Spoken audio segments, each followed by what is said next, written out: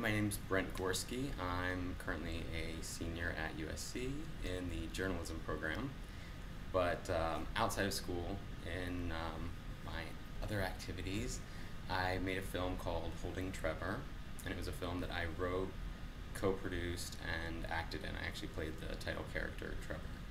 And the movie, it was somewhat autobiographical, but at the same time, it was something that I pulled the story together from a bunch of different experiences that friends of mine have had or that I've had, and sort of put it together to make this character and this journey that he goes on. And he's basically finding himself in his early 20s and getting out of one bad relationship into a seemingly perfect relationship, and realizing along the way that he never stopped to find himself. And so he's been defining himself by the people that he's with instead of actually figuring out who he is as a person. So it's sort of that, I think, that thing that everybody goes through in their mid-20s where they have to figure out who they really are as a person, or earlier or later in life. But I chose mid-20s for this, and I did it a couple years ago, so I played it as mid-20s. So.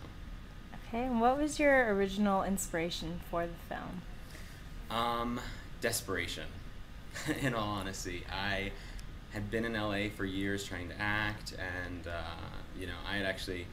I'd grown up acting in theater and stuff, and I went to school for acting, and I moved out to LA thinking it would be an easy business to break into, and I quickly found that it was not an easy business to break into at all.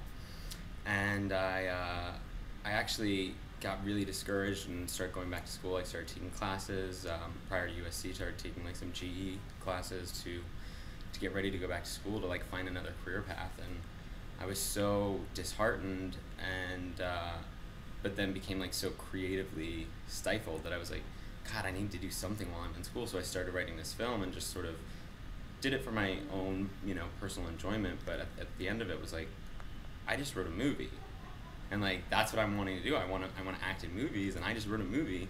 Maybe I can I can make this movie, and there's an acting job. I don't even have to audition. I just cast myself in the role.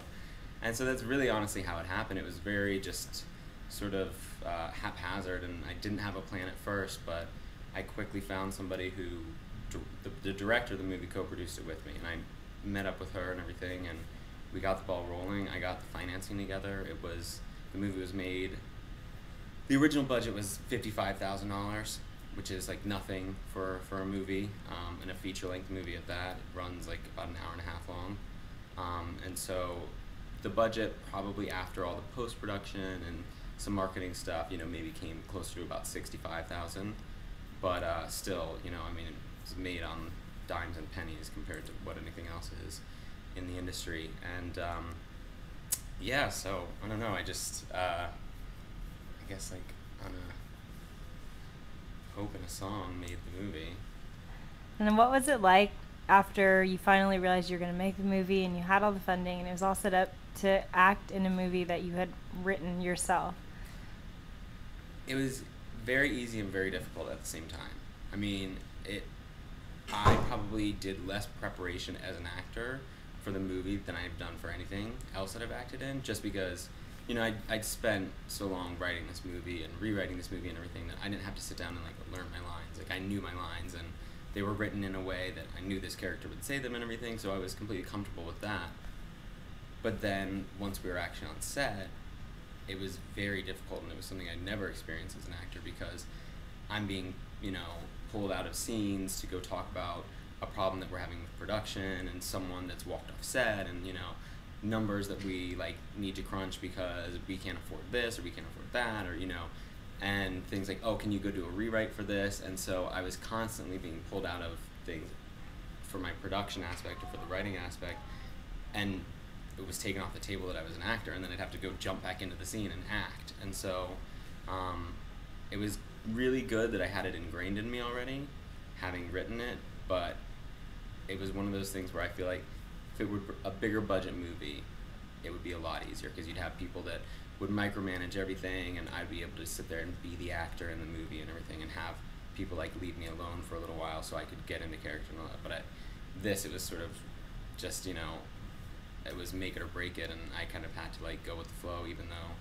I didn't have the time to sort of prepare the way that I would have wanted to or anything, and I was being pulled in a bunch of different directions. So it interesting to say the least.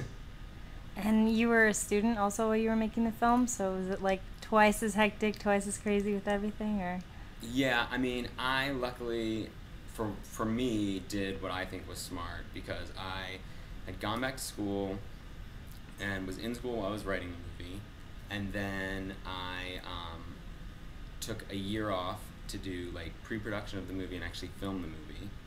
Then I came back to school while I was in post-production, so the entire time we were editing the movie, getting it ready to send out to festivals and everything, and try to get it, out there, I was back in school, that was very, very crazy for me, because it was just like, I would literally be at school all day doing work, and then go home, do my homework, and then have to go to an editing booth and sit down with the editor and, talk about what I didn't like or did like, and it was just, for, someone that was going to school full-time, it was also having a full-time job at the same time, so it was very, very difficult.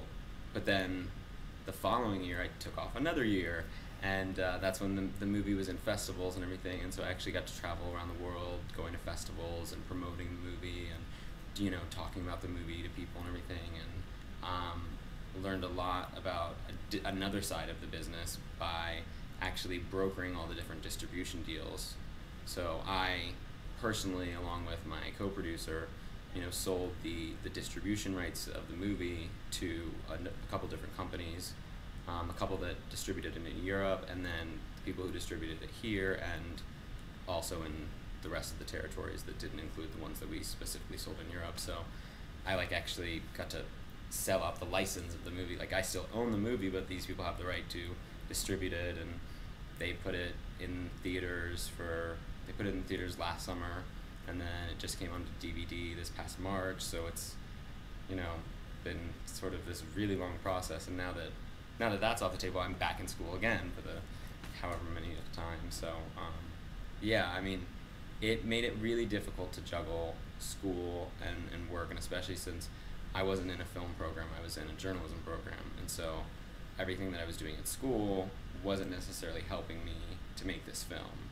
And I was making the film completely independent of the school, and but so I think taking time off and everything was what allowed me to do that. And USC was actually really good about allowing me to just take a year off, and then the next year say, oh, okay, I'm coming back now, and take time off again. And so it was interesting.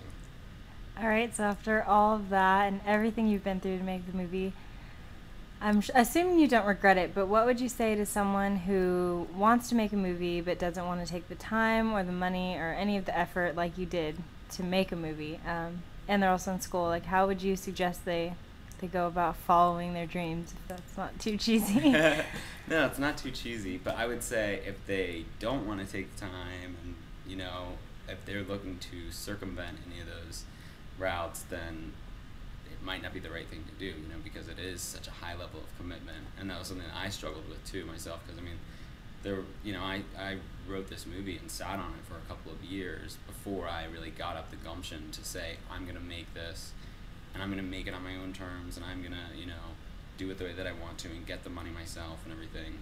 So I would say if